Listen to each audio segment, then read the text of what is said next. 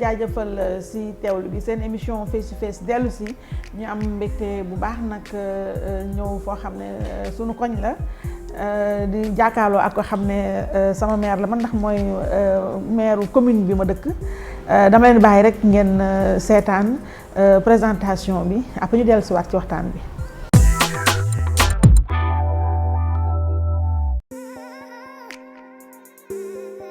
Cheikh Gueye, maire de la commune de Dieuppeul-Derklé, membre du Haut Conseil des collectivités territoriales et du Conseil municipal de la ville de Dakar, chargé des relations internationales. Professeur de sciences de la vie et de la terre. Déception bi gën a mag ci politique mooy hypocrisie ak trahison.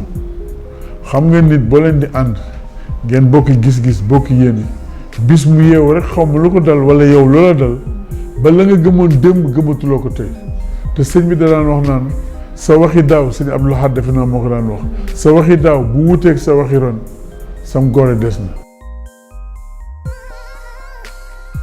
mbégte mooy une cause noble bu ñu def ba yàlla defal ñu ci ndam loolu daal lu rëy la ci man fan yi ñi génn maa ngi dem dëkk bu ñuy wax Johannesburg jële fa t-shirt bële Nelson Mandela jox ma ko ci dëkk ba ñuy wax Alexandrie Nelson Mandela nit la woon na ñun jikko yu rafet yu mu yor ak jikko jóor ak jàmbaar yu mu yor war na feeñ kenn ku nekk ci ñun gore rek lu nekk def nañ ko mu gëm li mu gëm rek ba yàlla jeexalee àpp ba jeex na ki ñu gëm aussi di Xaadimu Rasuul noonu lu nekk def nañ ko noonu yaa bañ diine kenn ko muy jàll ndax ñu yóbbu ko jeewal yóbbu ko fu nekk Sëñ Tuubaa bu mu wàññi koo def leen a bàll ñoom ñëpp ñooñu ay royukaay lañu dañu war jàng ci ñoom nit ki nag bu fekkee fa nga jëm teraanga moo la fa yóbbal ak yàlla nattu yi dana bari xaaxaam yi dana bari waaye muñ loo ko yàlla te yàlla rek tax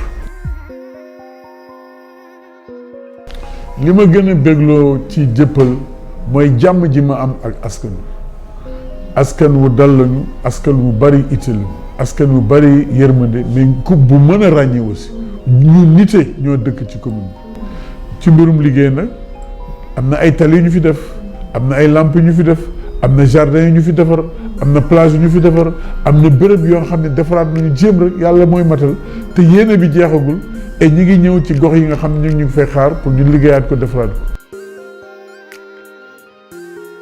li ma bëgg mottali mooy am na gox yoo xam ne war nañ fa àggale pavage bi loolu nekk na mbébét ci ñun am na liggéey yoo xam ci gox-goxaat yi aussi war na gën a fës gën a feeñ ngir njëriñu askan wi donc li wolof di wax naan li duuf ci nag bi yëpp xajul ci cin li et loolu mooy li nga xam ni mooy mbébét bi ñu amoon li ci gën a rëy aussi am béréb boo xam ni wax dëgg yàlla mën nañ fa tabax mairie bi dafa nekkoon na ci programme mu état bi defe naa ne aussi ñu ngi ci ba léegi. sport préféré c'est le football xam nga man dama romb carrière footballeur bu mag mais ba léegi maa ngi football dimanche bu nekk am nañu équipe du dimanche ci jardin Dieuppeul bi bu ma ñëwalee rek équipe bi dañuy mer sax parce que bu ñu ñëwul bii du ñu bëri léeg-léeg nag ma entraîné basket ak sama équipe bi développe ñoom aussi ñuy jàmbaar ci championnat bi jël 3e place ba barki démb rek ñu ngi jox raaye seen benn joueuse waaw ku bëgg yàpp laa nag mais man sama plat préféré suppu kànja la alors benn kër laa am oto am naa benn oto maa ngi koy waaje ñaareel oto bi ma am muy benn maa ko moomal sama bopp ñaareel bi lu tax ma wax ko parce que comme que membre au conseil des collectivités territoriales la jox nañ ma oto nee nañu nag am na nit ñu koy coupé ba bu jeexee ñu moom oto bi donc ma jàpp ne fi ñu toll moomaguma ko waaye am naa yaakaar ni dinaa ko moom ji. ma nga noonu gis ngeen ko kon sama invité tey mooy Cheikh Gueye di maire bu commune Derklé Dieuppeul nee naa wax naa léegi ne man mooy sama maire ndax commune am fa laa bokk si administré mi laa bokk donc ñu am nag mbégte bu rëy a rëy am ak moom émission sekk ak ma waxtaan kon mu dalal ñu fii ci bureau nekk kon ci biir maire bi monsieur le maire ginnaaw bañ la nuyoo jaajëfal si ni nga dalalee suñu équipe ak heure beeg yëpp ndax taxawaay bi xaw na yàgg ñu si jéggalu di la bàyyi nga nuroog Sénégal yi lay seetaan ak nag sa administré yi. jërëjëf Adja Aïssatou ñu ngi lay nuyu di nuyu sa équipe di nuyu waa télé bi yëpp ci njiit li ak képp ku fi liggéey di nuyu nag waa Sénégal waa Dakar waa diaspora bi rawatina ñi nga xam ne ñoo dëkki commune Dieuppeul Derklé di leen dalal jàmm fii ci commune Dieuppeul Derklé nga xam ni commune jàmm la commune jàmbaar lay loolu dëgg la am na solo alors monsieur le maire ñu dugg nag ci xolu émission bi ubbi nag sunu partie bu njëkk nga xam ne dañ ko jagleel koo xam ne daal ku ko xam-xam ko ak yow donte bokk leen parti bokk leen aussi idéologie ñu bëri jaaxal na nag lu tax ngeen sekk lool nga sekk xëy na dañ ci dellu siwaat ndax ki tax ñu Sénégalais gën la ràññee mooy Khalifa Sall nga bokk ci ay jegeñaalem ñu ko gën a jege daanaka yow nga nekk LDMPT moom mu nekk socialiste donc nga bokk ci gauche moom muy socialiste terewul ngeen ànd ba nga ànd ak moom ci combat bi loo ci góobee gar ko daanaka foofu bëgg naa rek tuuti rek nga wax ma loo gis ci Khalifa Sall ba ànd ak moom ba fës ni nga ci fësee.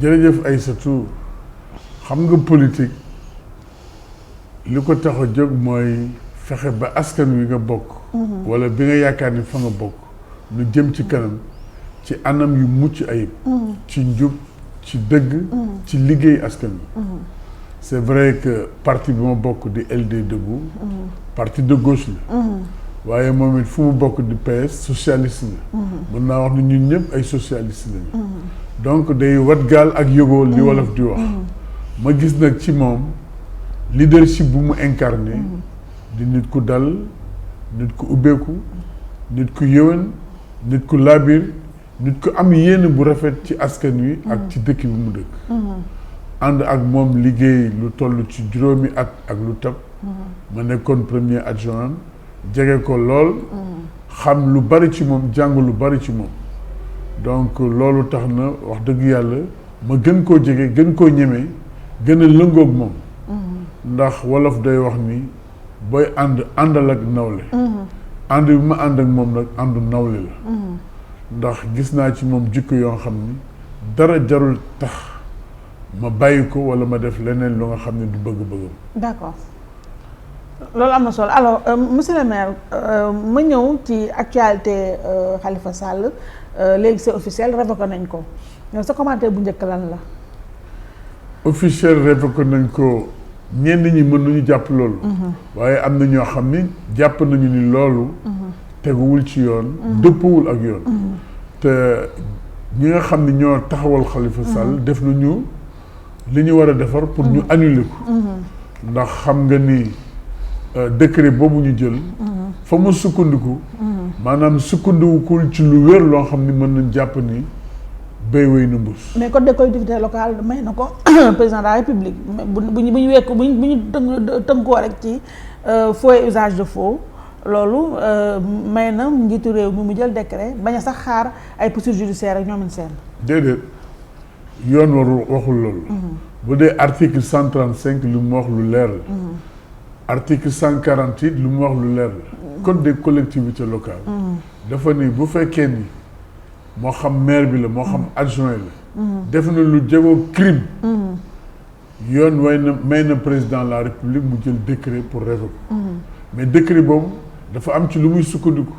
lu muy sukkandiku mooy d'abord foog waa ji bind ci bataaxal tontu ci laaj yi ñu koy laaj. te am na diir boo xam ni moom la war a am pour ñu mën ko révoquer. te loolu dalul Khalifa Sall deful crime. boo demee ci 135 lim na juróom-ñetti cas yoo xam ni yoon may na aussi président de la république jël décret pour dàq ko ni mais fooy usage de faux ci document administratif ci la bokk. ci 8 waaw ci 8 cas yooyu. te lii am na ci parce que fooy usage de faux bi mooy fausse facture yeeg fausse pièce yi te loolu Khalifa Sall contesté wul ne doon na utiliser ay fausse facture quand même. waxuma loolu c'est-à-dire li ñu koy jiiñ la rek. kenn tegu ko daal. ndax xam nga ni première instance. bu mu joxee areem Khalifa Sall dafa dem appel. cour deuxième instance bi aussi joxe verdict am. Khalifa Sall ni leen li ngeen àtte ba léegi dëppoowul ak sama sañ-sañ. léegi daal di def cour de cassation. donc moom lu ñu koy jiiñ nanguwu ko reconnaître ko donc amagul. présomption d'innocence ba léegi ci la nekk. moom ak man ak ñun ñëpp ñoo yem fi ñu toll ci yoon ci setal ko. dañ koy tuumaal rek waaye tegaguñ ko benn daan. fekk tegaguñ ko daan mënuñu jël. benn dogal boo xam ne war nañ ko mën dindi ci boppu mairie Dakar. Cour suprême bi yaa ngi koy tudd est-ce que am ngeen yaakaar ci mu ñëw infirmer dogalu instance yi ko jiitu. am nañ ci yaakaar parce que duñu jàpp ni bu fekkee yoon rek moo ñu tax a jóg te bu fekkee ni yoon rek la ñuy wax. normalement li cour de cassation bi war a sukkandiku pour nii la loolu bari na. laata sax loolu am.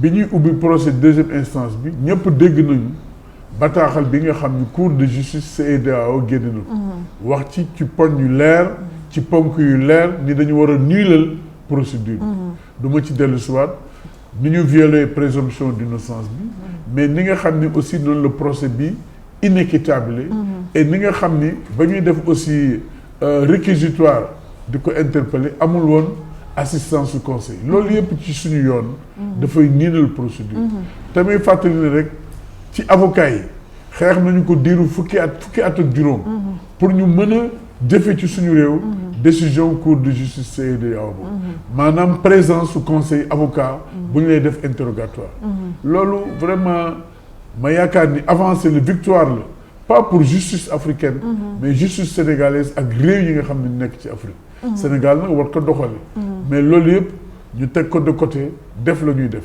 mais li ci yéeme sax mooy xam nga ni juge bi dafa ni naam loolu am na waaye dañ koy teg de côté daan ko li ñu koy daan mais loolu xel mënu ko nangu mu mel ni nit ñi daal dañu yor seen paaka rek ni kii fekk rendoo wuñ ko du ñu jeexal lu ñuy def loolu nag mu tey xel dëppoowul ak suñu cosaan dëppoowul ak lu xel mën a nangu rafetul jekkul jaaduwul dëppoowul ak yoon. alors léegi en attendant nag ngeen di cour suprême di prononcé wu dans tous les cas mën nañ jàpp ne Khalifa Sall moom ba fi mu ne nii nekkatul maire Dakar ba succession mu ubbeeku fi mu ne yow lan booy wax sénégalais yi ana lan mooy profit wu ki war a succéder Khalifa Sall ci maire bi ban yan mandat ngay joxe.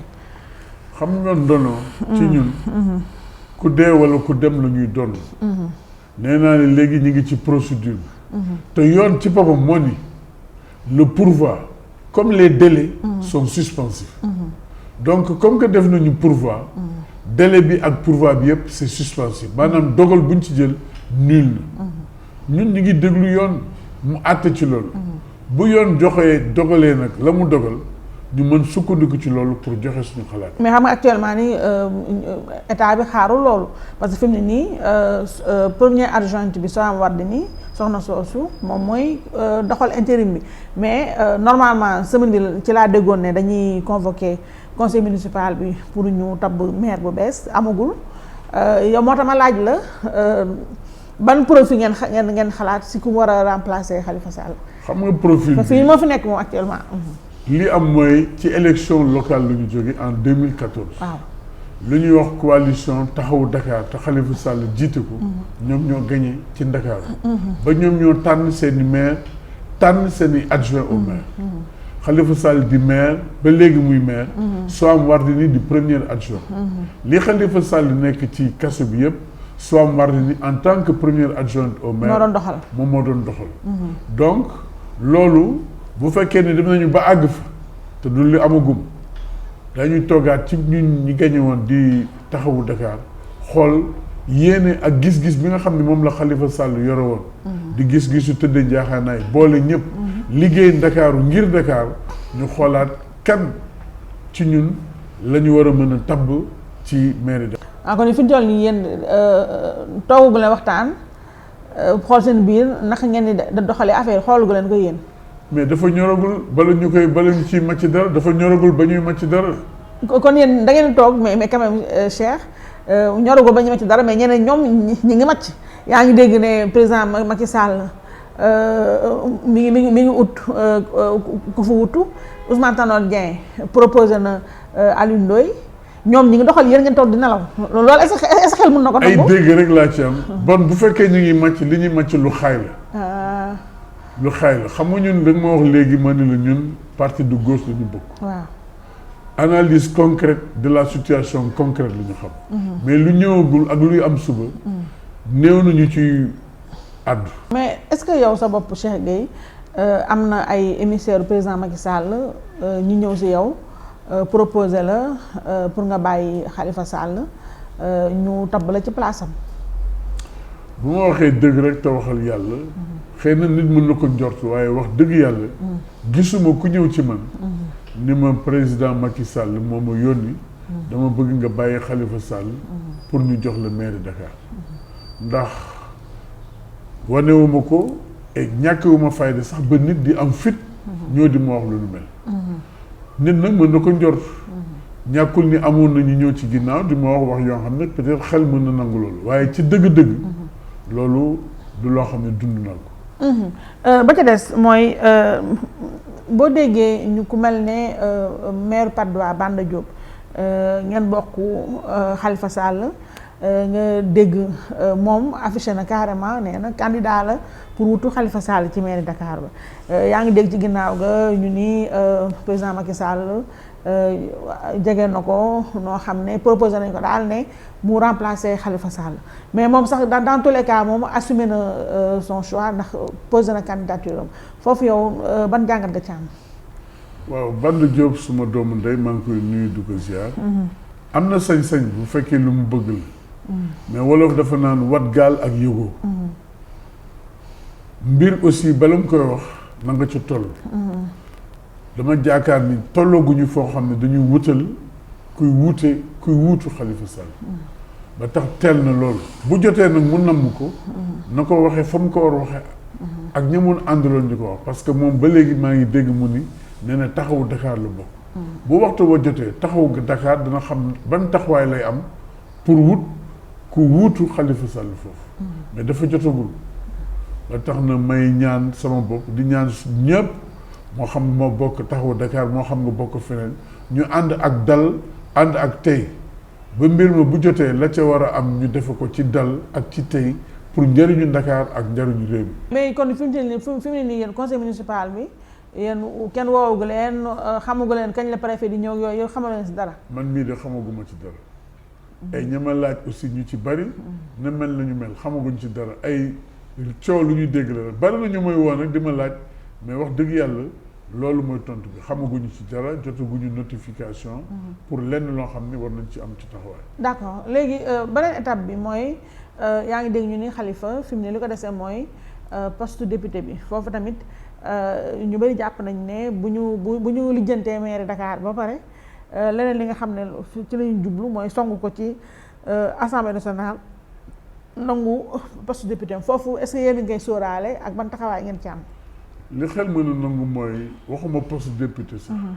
lépp lu Khalifa Sall yor ñi mu jàkkaarloon bu doon seen sago ñu nangu lépp. mais damay jàpp ni ñun ay sénégalais lañu ay julli lañu. dañu am ngëm-ngëm. nit am na loo xam ne moroomu nitam waru ko def. am na jëfin yoo xam ne rafetul jaaduwul dëppawul ak suñu ay réew. Khalifa Sall lu waay mën a wax xam ni kilifa la. xam ni maire Dakar la xam ni député la am na ay ndomb baat au niveau de l'Afrique même au niveau du monde. et loolu yëpp ci yaakaar bu ñu am ci moom la ci taxawaay bu ñu am ci moom la ku mel noonu war nañ ko wormaal. politique du ŋàññante politique du defante politique dafa war a rafet. politique affaire de gentleman la. te àdduna lu nekk mën na fi am pal goo gis pole ko fell koo ciy def suñu maam Seydi Abdoul Aziz daana wax naan da baax ku falu ñett ñii dana la dal démissionner démettre wala décédé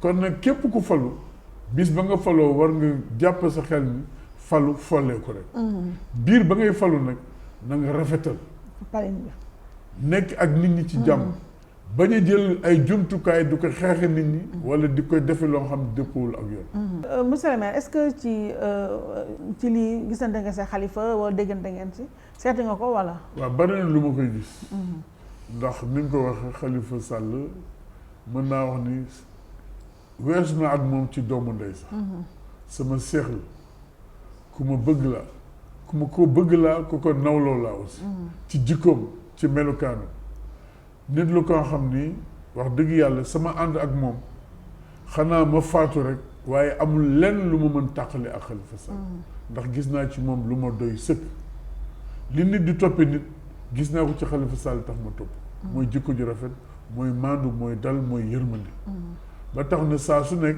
damay dem di ko seeti di waxtaan ak moom ba bi ma fu mujjee li muy metti metti Khalifa Sall est resté digne mi ngi taxaw jànkarloo te ñu nañu ngeen taxaw da ngeen digne bu dara tax ngeen goree di ndax mag ñi dañ naan gor la yomb na sama sëriñ ku baax gi Cheikh Ahmadou Bamba Khadimu Rasul dégg naa ci ay kàddu ñu ni gor yomb na waaye goree jafe ku la ni gor la bu neexee boo geesoo gis ko bu naqaree boo geesoo doo ko gis gor la waaye gorewul dëgg la man nag du ma ni gor la waaye dinaa gore ak Khalifa Sall ba may sàngoog suuf tey jii bu doon sama sago sax yàlla na yéex bu ma fa jógoon fu ñu suul Khalifa Sall man ak moom xam ma kuy jiitu suuf yàlla na yéex suul ma ci wetam ba bu ñuy dellu dekki yowmal xiyaam ñu dekkandoo loolu for na ñeme naa ko fii ñeme naa ko yowmal xiyaam dekkandoo moom wuti yàlla subhanahu wa taala ndax jikko yu rafet yi ma gis ci moom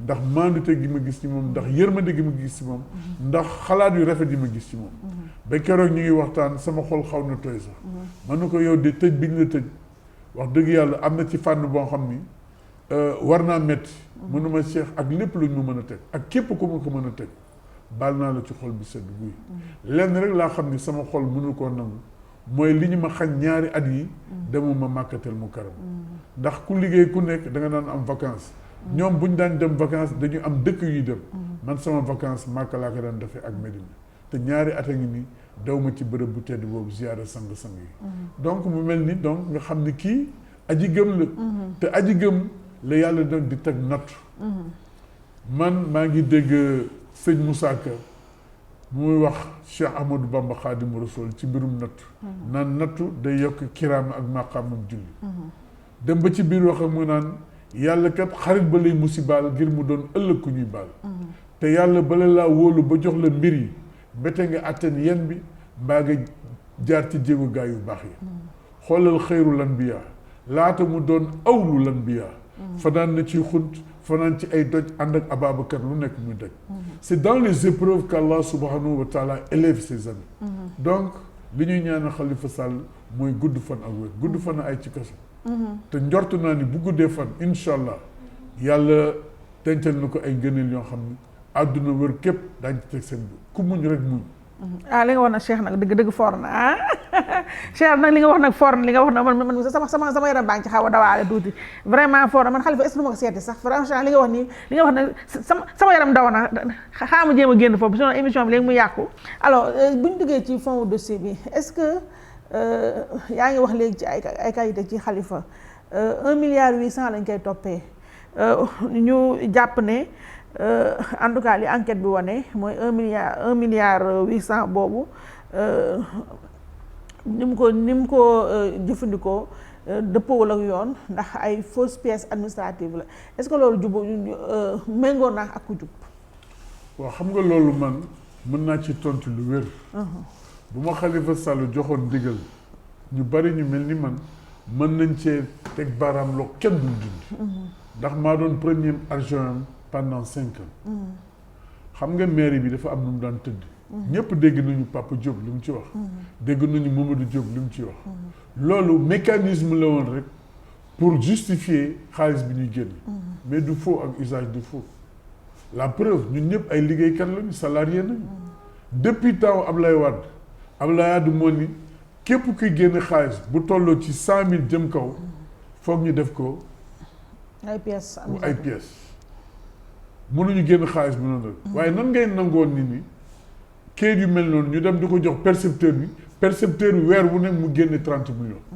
nan la xel mënoon na ngay loolu te percepteur bi xam nga du como fonctionnaire bu mag la donc buy dem bay génne fanweeri million diiru at yu bari ñu di ko nangu ça veut dire que loolu nangu woon nañ ko moo tax Khalifa Sall naan la ñoom ñiy wax xam nañu kees gi noonu la doon tëdd xaalis boobu Khalifa Sall def ko ci poosam xaalis la boo xam ni dañ koy voté ci budget bi conseil municipal moo ko voté ci budget bi mais su forme de appellation mooy caisse d'avance la waroon ne du fonds politique oui caisse d'avance bi tur bi mooy soppeeku rek caisse d'avance fonds politique parce que loolu doon servir man bari na ay nit ñoo xam du ma leen tudd ñenn ñi sax jiitu nañu àllaaxira ñëw nañ ma seet si ay yoon am ay pathologies yoo xam des pathologies qui coûtent trop cher Khalifa Sall dimbali leen ci loolu am na ñoo xam ne ay kilifa la ñu ngi ci réew mi Khalifa Sall dimbali leen si ay évacuation sanitaire sama loxo bii ngay gis alal ju bari jaar na ci ndimbal lu mel noonu donc lu ci bari mën nañ ko justifier. mais pourquoi justifier ko justement. mais parce que Khalifa Sall nee na. xanaa au moins évacuation yi xanaa au moins mu génne benn facture sa benn ordonnance sax wane ko teg ko.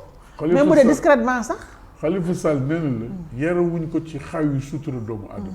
am na ñoo xam te ñu ngi dund am borom kër am jàngoro yoo xam ne seen borom kër sax xamuñu ko tey boo xawee suñu sutura wax leen ñu ngi yow ak feebar boobu nan la ko seen borom kër yi di jàngati.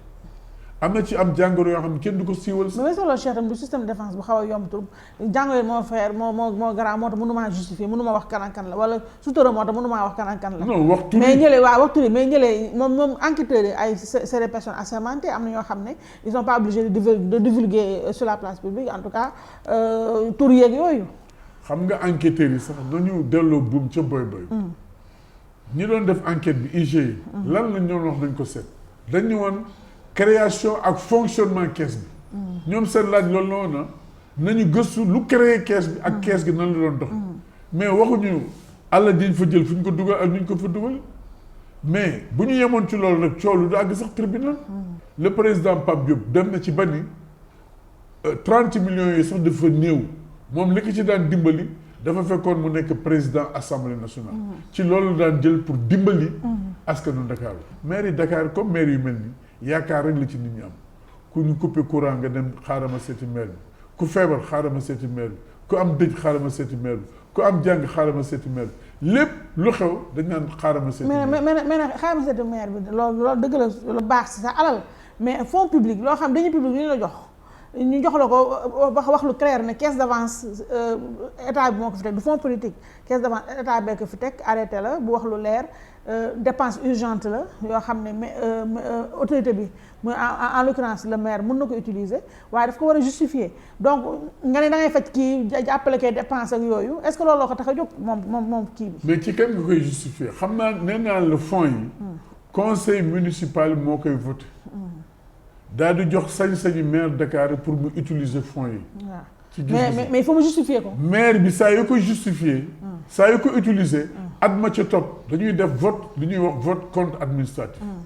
mais conseil municipal bi dañ koy justifier non seulement y a le compte administratif mais y a ce qu'on appelle le compte de gestion maanaam percepteur bi nga xam ne moom moo yor alalu commune bi day wax xaalis bi nekk fu mu dugg percepteur bi justifier na fonds yooyu ci compte de gestion bi te compte de gestion bi day dem ba trésor sax koy mais papier yi yalal papier yooyu faux la non papier yi faux amul xam nga mbir nañ koy tuddee mécanisme nee naa la mécanisme la pour jot xaalis soxla loon sax justifier parce que yoon dafa ni fonds yooyu kenn sax du waru ko justifier ñi seen xam-xam màcc ci mbirum alal ak koppar nee nañu loolu fonds yooyu soxlawul sax justifier mooy fonds ci war nga justifier caisse d'avance soxlawul justifier mais arrêté bi dafa wax lu leer dafa ne il faut ñu justifier ko léegi boo demee ci code bi sax nee na la booy def même yenn secours yi da nga ko war def à huis clos pour bañ a xaawi loolu cosaan la ci mais justement Cheikh yaa ngi wax léegi secours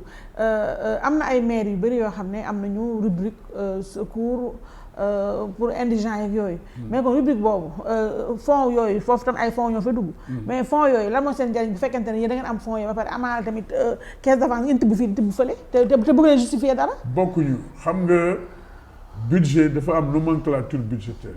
boo demee ci cabinet du maire y a ce qu'on appelle chapitre 313. pourquoi ñu jël fonds yu loger ko ci cabinet du maire. lu tax parce que maire bi moo am sañ-sañ ginnaaw bu ko conseil municipal bi votelé pour utiliser fonds yi mais maire bi kan la ko war a justifier ñi ko votel fonds bi la koy justifier te conseil municipal bi ñoo ko votel fonds yi chaque année maire bi justifier fonds yooyu nan lañ ko utiliser fan la dugg nan lañ ko defee et cetera fii ci Ndakaaru rek lim ma fa yebal ci fonds yooyu pour mu faj ay soxla yoo xam ne soxla askan wi du politique du sama xaritoo du ay mbokk jëm ci loolu kenn xamul nu mu toll ci ay nit yu toll ci faatu ci nit yoo xam ne ci jàngoro yi comme ni ma la ko waxee léegi yuy yéeme ci ay xew-xew yoo xam ne am na fii ci Ndakaaru ci xew-xew yoo xam ne sax ci république bi la kenn xamul nu mu toll maa ngi fàttaliku am na benn at ñu war célébrer fête de l'indépendance 4 avril xam nga saa yu ñu koy célébrer ville de Dakar lépp lu fay jumtukaay moo koy def amoon na tapis boo xam ne dañ ko fa waroon lal ci guddi minuit la ñu jóg ni dem leen wuti tapis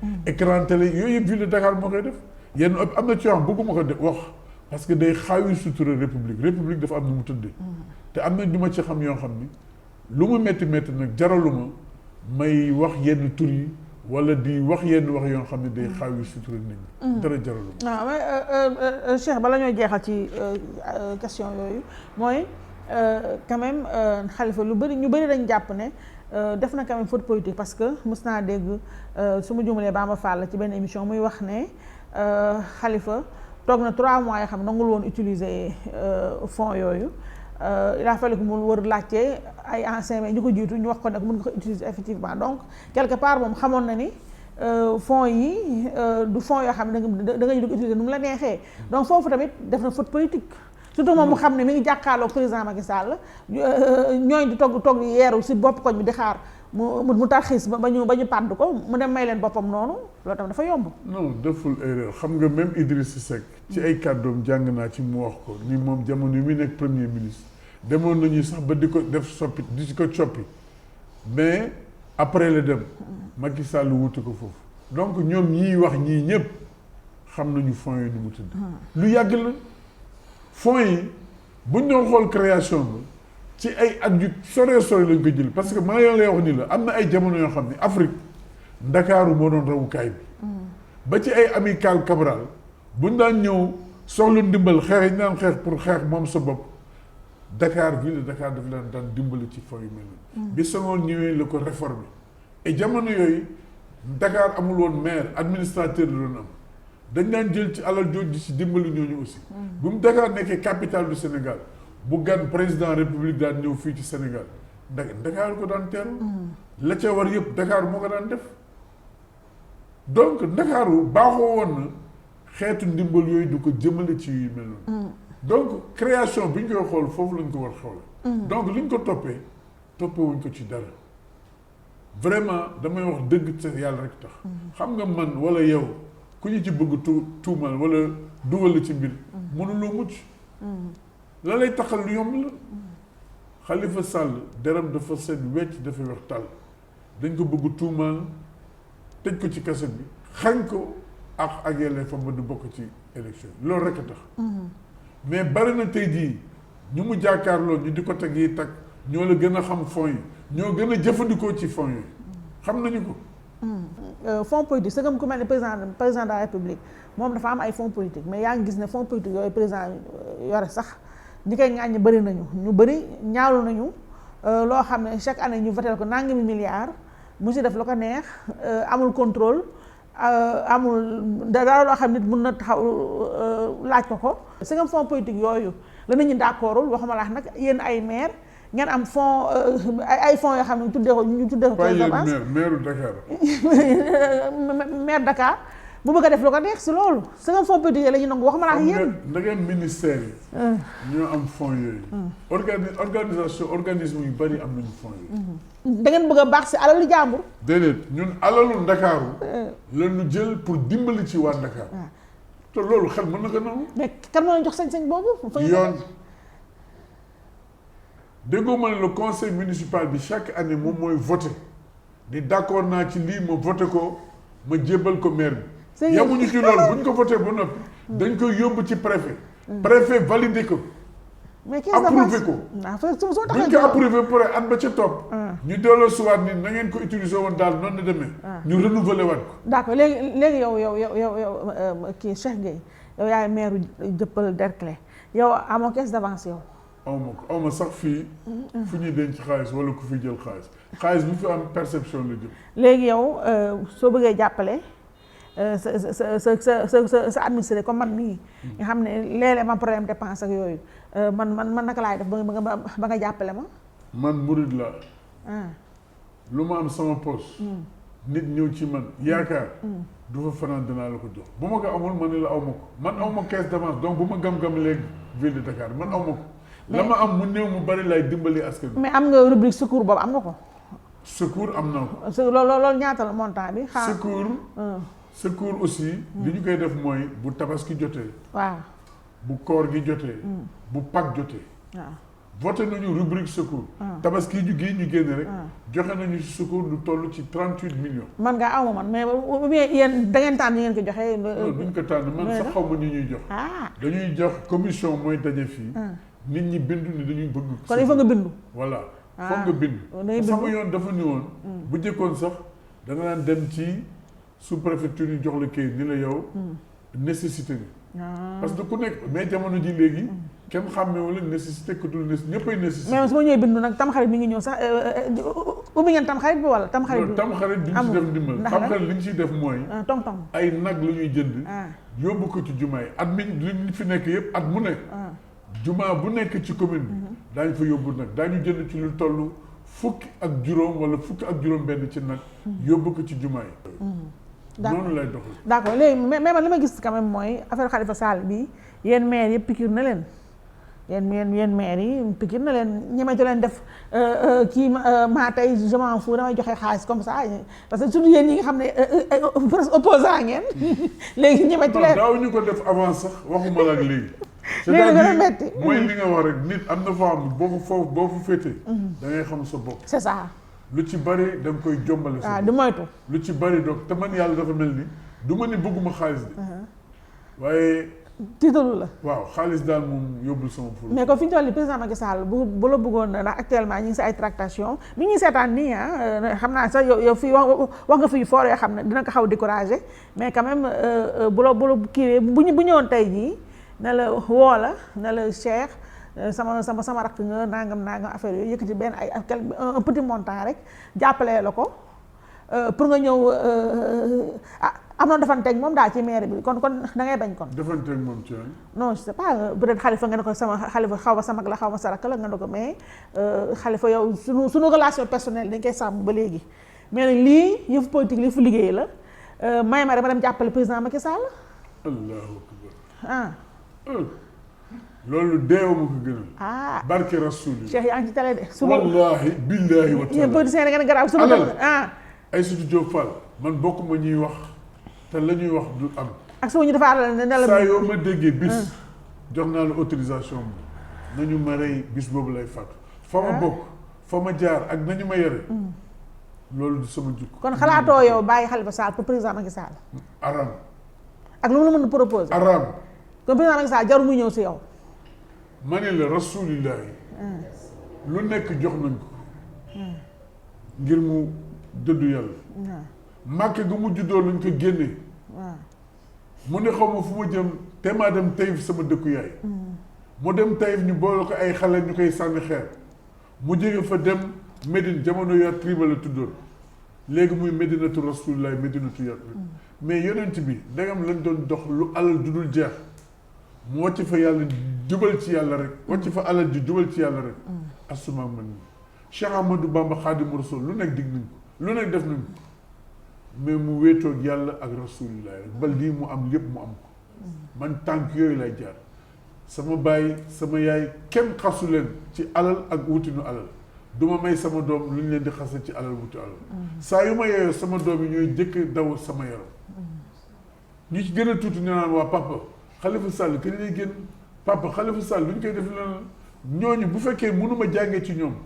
pikiir leen ci jom ak ci ngor ak ci dëgg lu ñuy am ñu am ko ci lu wóor ci lu lew man bu boobaa wàcc naa sama ànd juddoo ma foo xam ni alal daf ñuy jënd alal du dara soxna si alal fii la yem rek booy dee dara du la topp bi ngay ñëw ci àdduna indi woo dara booy dem ci àdduna du yóbbu dara donc bu la alal jaral dal loolu kon président Macky Sall kon politique moo salte léegi rek salte na atum jaam nga sax kenn daawul jënd nit ñi ci noonu te too weesu atum jaam weesu mais léegi est-ce que lu ñun dellusiwaat ñu ci foofu ndax fi ñu toll nii moom dafa mel ni nit ñi dañu am prix dañu am njëkk léegi Macky Sall ci boppam maa ngi déglu benn kaset bi muy wut mu naan xar rek moo am njëkk mais moom faalewu sax ñooñu di ñëw na moom xam na ni ñooñu ko am njëkk kay ñi war kenn bu ñëwee ci moom dañ koy war rek te ma xamal la mbir aussi ku am njëkk ma xamal la leen lu ñu la wax ni daañu la ko jox boo demee duñ la ko jox c'est clair te sa digganteeg nit ñi yàqu na loolu leer na loolu moom mais ñàkk buubu ñàkk cen bi dara daal président Macky Sall lu tax mu neexam mooy dafa aay si ñooñu jaay seen bopp daf ci aay man daal bëgg ma ci jikko yu set dina la ootal ba nga ñëw bërëx la ba nga ñëw boo ñëwee ba def sa déclaration mu dugg mu ubbi tiroir bu gën a suufe ci bureau dugal la fa tëj la nang jël caabi ji sànni ko géej bàyyi la ak àddina loolu du bëgg naa ci moom daal du ma dal moom non boole dale maa ñëwaat fii ak samay caméra te caméra yaa ngi fi bi foo ren nafta la ñooy tegal leen yaa fi waxoon lii tegaat la bii jeex na léegi bu ci des émission bi daanaka léegi mu jeex Barthélémy Dias sama frère bu ma koy nuyu ma nga foofu moom itamit daraay féet nekk ci moom ko gor pire la moo tax mu bëgg ko bien que sax nee naa bu génnee fa mu njett ko defal communication bi moom 30 septembre la war a génn ñu war a def procès en appel am le 26 su ma juumulee foofu dafa tey sa xel wala tey sa xel nu mu teyee xel ñenn ñi. dégg-dégg bi ma ci am mooy le 26 woowuñ ko ci procès en appel. waaw ci li ñu ko tëjee rek lañ ko. waaw loolu la boobu la. waaw mooy affaire flagrant délit bi nga jàpp ci affaire magistrat yeeg yooyu. voilà mais jaaxalul timing beeg yooyu. bon xëy na mën na tee xel. si réew mi fi ñu toll lii tee xel bari na trop. mais li ma ci bëgg wax rek mooy Barthélémy Dias tudd nga góor pire. waaw dëgg la tudd nga góor gu dëgër. loolu moom tudd nga ku yëwan. waaw ku baax ne Sénégalais yi xamuñu chaque jour mu wax ko. ndeysaan xamuñu ko Barthélémy Dias da nga koy topp. Sénégalais yi xamuñu ko ñoom dañuy taxaw c'est dommage. moo tax ne Barth foog communication bu génnee moom. dama koy mbéj defar communication c'est-à-dire Sénégalais yi xamuñu Barthélémy Dias dañ taxaw rek ci communication wax ji ëpp yeeg yooyu mais kenn gënu ko xol bi rafet na dëggu na te gor la. li ma wax ci loolu mën naa ko seet nëbbu ma ko ragul ma ko wax si caméra. li ma wax ci Khalifa Sall mën naa ko wax ci Barthélémy. waaw dëgg la de loolu dëgg la. nit ku neex a àndal waaw. nit ku am jom nit ku am fula ku nit ku dëggu nit ku fidèle man de def naa ko sama xol bi te du ma ko di billahi ñoo ko bokk sama xarit man mi tamit man mi nee naa bis boo bëggee samp sa ndënd nag man maay taxaw nekk si directrice de campagne yàgg naa ko wax nit ku baax ak boobu Barth je t'adore ba bi ci des ma jeexalee ci yow LD MPT debout LD debout kon da ngeen bàyyi MPT bi MPT bi bàyyi nañ ko bu yàgg kon léegi LD debout ngeen def LD rek la woon léegi mais fa ngeen toll yéen da nga gis ne dégg ngeen yëngatu daal fi ngeen toll. non LD Debout mi ngi yëngatu ba léegi. LD Debout ba nga ci plateforme bu ñuy wax FIPU. waaw initiative citoyenne politique. parce que ñoom dañu gis ni at yi passé yëpp dañ naan na dem rek bu demee kay ñëw musiba naaru lay la. ñu ni léegi nañu xool tànnin wi ba bu ñuy dajee ka ñuy tànn day nekk koo xam ni dañ koy sas dañ koy yeb ba li nga xam ne moom la ñu d'accord bu taxawee mu jëfe ko looloo tax ñu taxawal plateforme boobu FIPU ñi ngi xool nag ci biir ñooñu fa nekk ban candidat luñ ciy tànn pour mu nekk candidat wu présidentiel. mais man foofu man sa taxawaay daf ma jaaxal yow taxawu Dakar Khalifa Sall mooy sa candidat am déet.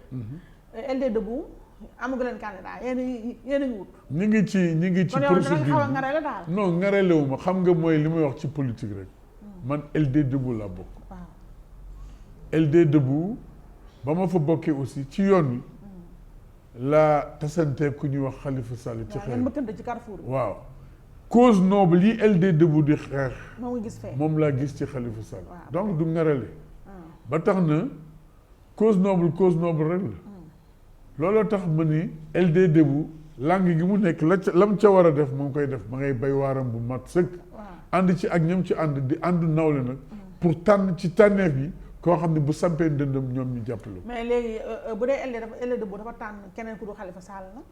non góoma sax ñu tànn bon yàlla rek moo xam bu ñu tànnee keneen ku dul Khalifa Sall mu nekk candidat wu LD Debout. yow nag fi sa candidat ko kañ la nekk boobu boobaa. man fi ma nekk nii xam nga fi ma nekk. ndax aussi nit bu amee ci yow yaakaar. am cër bu mu la jox. lay waral na nga matal cër bi ak taxawaay bu mu rafet si. et loolu je pense que waa LD Debout yi xam nañu ko ci man et war nañu ko war nañu ko. mooy yow daal su ma li nga wax xaaraan ko dégg séeréer su ma dégg baax li nga wax daal mooy yow dans tous les cas yow Khalifa Sall mooy sa candidat. pas dans tous les cas c'est-à-dire mooy li ma la wax rek. Cheikh na li nga wax ne nag yaa ngi li ma wax c'est très clair. yaa ngi commencé di xaw a.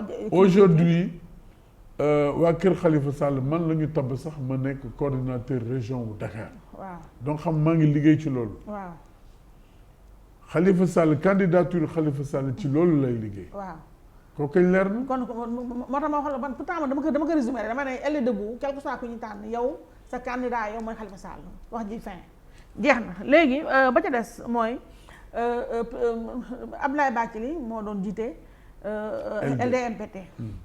léegi moom itamit jóge na foofu en tout cas dafa retraité xaw ma daal mais lu leer ma nga nuyu rek sama papa boobu lu leer ndax sama kii wu mag la doo ma nga nuyu bu baax ba lu mu maa woo di ma man affaire mooy mais dans tous les cas moom fan yi mi ngi am benn taxawaay opposant bu xaw a doy waar contre Macky donc est-ce que mën nañu am na sax ñu bëri ñu jàpp ne moo nekk si ginnaaw LD Debout dëgg loolu dëgg. xam nga wax nga lu am solo léegi.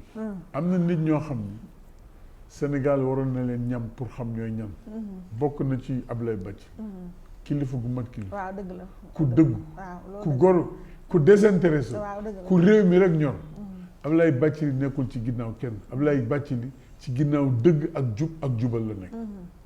lépp luy dëgg ak jub ak jubal Abdoulaye Bathily ngi ci. lépp lu safaanoo dëgg ak jub ak jubal. Abdoulaye Bathily safaanoo na ak yow. Abdoulaye Bathily c'est un militant des causes nobles kooku mooy Abdoulaye Bathily. man sama référence la Abdoulaye Bathily sama royukaay la. yéen a ngi déggante. bu baax. suma xarit la aussi. moom comme ni ma la wax ne nawlaa na ak moom ànd na ak moom